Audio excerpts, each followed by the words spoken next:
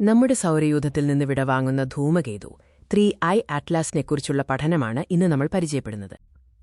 നക്ഷത്രാന്തര ധൂമകേതുവായ 3I atlas ഇപ്പോൾ നമ്മുടെ സൗരയൂഥത്തിൽ നിന്ന് പുറത്തേക്ക് യാത്രയാവുകയാണ്.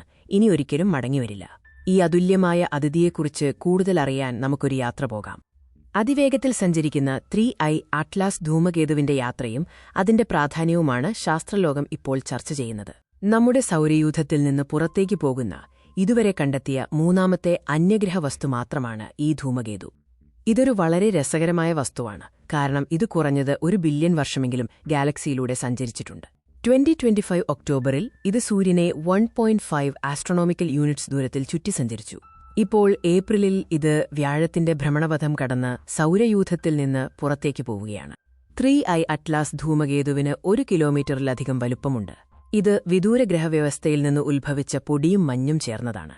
ജെയിംസ് വെബ് ബഹിരാകാശ ദൂരദർശിനിയുടെ JWST നൂതന ഉപകരണങ്ങൾ ഉപയോഗിച്ചാണ് കാൽടെക് ഗവേഷകർ ഈ ധൂമകേതുവിനെ പരിശോധിച്ചത്. ധൂമകേതുവിന്റെ രൂപീകരണം നടന്ന വിദൂര അന്തരീക്ഷം മനസ്സിലാക്കാൻ സൂര്യനോടടുക്കുമ്പോൾ പുറപ്പെടുവിച്ച മിഡ് ഇൻഫ്രാറെഡ് സിഗ്നേച്ചറുകൾ അവർ പരിശോധിച്ചു. ഈ പുതിയ പേപ്പറിന്റെ പ്രധാന രചയിതാവായ കാൽടെക് ഗ്രാജുവേറ്റ് വിദ്യാർത്ഥി മാത്യു ബെലിയാക്കോവ് പറയുന്നതിങ്ങനെ: ഇതൊരു വളരെ രസകരമായ വസ്തുവാണ്. ഇത് അതിവേഗത്തിൽ കടന്നുപോയതിനാൽ പഠിക്കാൻ ഒരു ചെറിയ ജാലകം മാത്രമേ ലഭിച്ചുള്ളൂ. നമ്മുടെ സൗരയൂഥത്തിന്റെ രൂപീകരണ സമയത്ത് പാറയുടെയും മഞ്ഞിന്റെയും ചെറിയ കൂട്ടങ്ങൾ ചേർന്ന് ഗ്രഹങ്ങൾ രൂപപ്പെട്ടു. അത്തരത്തിലുള്ള ഒരു പ്ലാനറ്റെസിമലാണ് 3I അറ്റ്ലാസ്.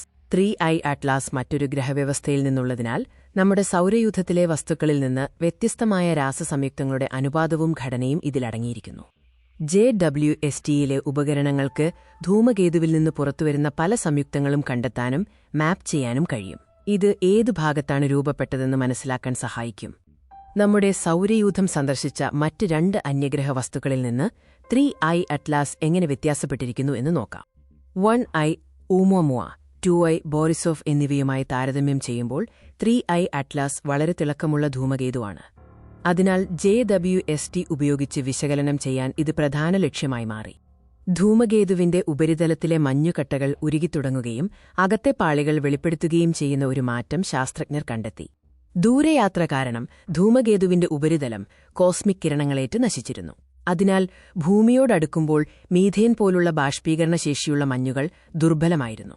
എന്നാൽ സൂര്യന്റെ ചൂടിൽ അകത്തെ മഞ്ഞുകട്ടകൾ ഉരുകാൻ തുടങ്ങിയതോടെ 3I അറ്റ്ലാസ് കൂടുതൽ മീഥേൻ പുറത്തുവിടാൻ തുടങ്ങി.